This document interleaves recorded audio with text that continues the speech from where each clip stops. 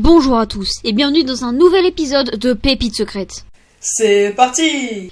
Ouais, salut, c'est Mascas du montage. C'est juste, je vous coupe la vidéo pour vous remercier de tout l'engouement qu'il y a eu sur la dernière vidéo et même sur le dernier short, 200 vues, c'est incroyable, donc merci à tous. Je vous relance la vidéo.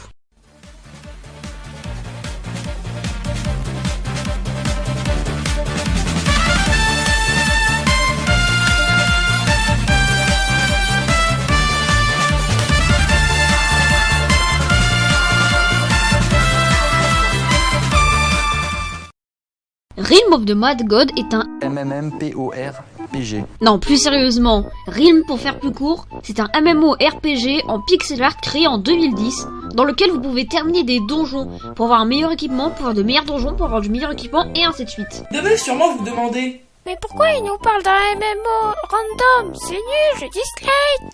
Attendez un peu, je vous ai pas encore parlé du point le plus important du jeu. Dans Realm, on peut mourir. C'est nul! Non, mais vraiment, dans Realm, quand ton personnage meurt, il meurt. Oh no! Tu perds tout ton stuff, tes stats perdues, et toutes tes heures de jeu sont réduites à néant. Ça crée un réel sentiment de stress, car quand tu commences, tu crèves facilement, et quand t'es au level, t'as peur de crever et tout perdre. Mais alors quel est l'intérêt de jouer si tu peux perdre 10 heures de jeu en 5 secondes? Ben, l'intérêt, c'est qu'il y en a pas. Mourir dans ce jeu, c'est comme perdre une game sur LoL. Tu perds du temps, du plaisir de jeu, mais tu sais pas pourquoi et tu crées un nouveau perso en espérant prendre assez de level pour débloquer une nouvelle classe. Maintenant qu'on est dans le sujet, parlons des classes. Il y a en tout 15 classes, toutes différentes des unes des autres. Alors, il y a Archer, Assassin, Huntress, Knight, Mystique, Nécromanceur, Ninja, Paladin, Priest, Rogue, Sorcerer, Trickster, Warrior et Wizard. Le gameplay est très simple à prendre en main, et les graphismes en pixel art sont très faciles à comprendre. T'es sur la map, le décor il est là, les joueurs ils sont là, et les ennemis ils sont là. Si tu comprends pas, c'est que tu fais exprès. L'équipement est très facile à comprendre. Si t'es corps à corps, genre Knight, t'attaques pas de loin. Alors que Wizard, tu canardes depuis 800 km sans prendre de risque. Quant au loot de l'équipement, il apparaît sous forme d'un petit sac de couleur.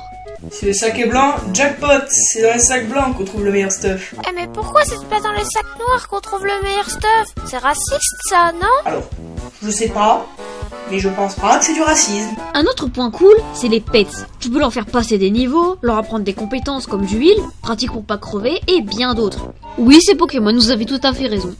En plus, il y en a énormément et comme vous l'avez vu tout à l'heure, pour des raisons de vie ou de mort, je ne vais pas lire tous les noms de pets. Voilà, c'est fini, on espère que ça vous a plu. Désolé, la vidéo est un peu moins longue, mais le jeu c'est un MMORPG.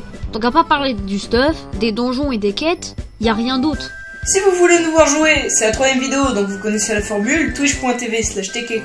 On espère que la vidéo vous a plu. On se voit la semaine prochaine, salut!